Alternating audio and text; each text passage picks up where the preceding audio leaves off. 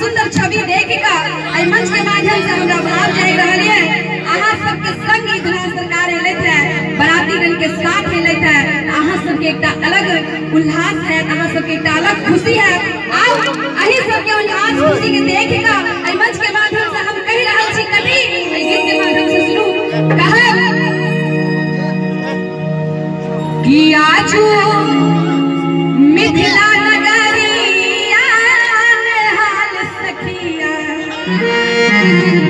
सही बात है, आज मिथिला नगर धन्य भ गेल है। हमर पाहुन श्री राम मिथिला नगरी पधारले है। तै कहब हमहू कहब और हमर सखी जते सब गोटा छै सब केओ कहि रहल छै कि आजू मिथिला नगरी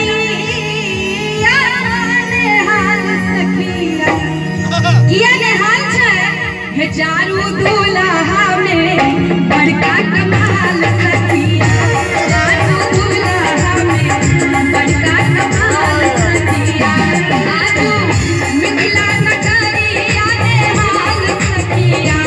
आजू मिथिला नगरिया ने हाल सखिया। चारू दुल्हा में बड़का कमाल सखिया। चारू दुल्हा राम जी कमाल सखिया।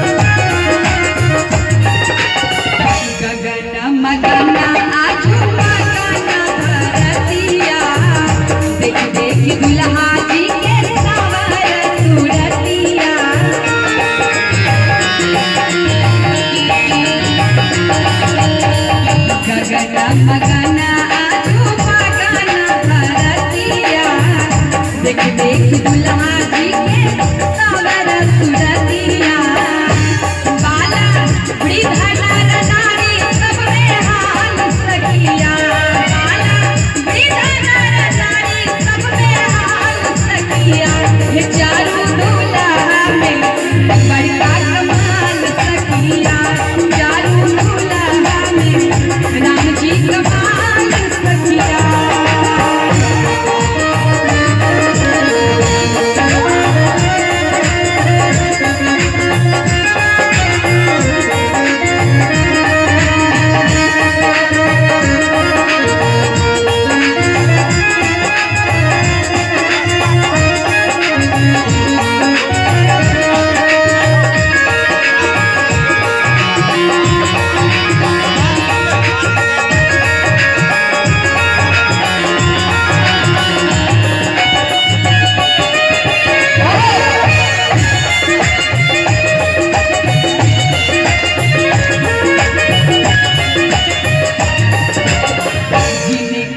जोगी मुनि जप तप कैलनी ओहो श्री राम बड़ी मिथिला में रहलनी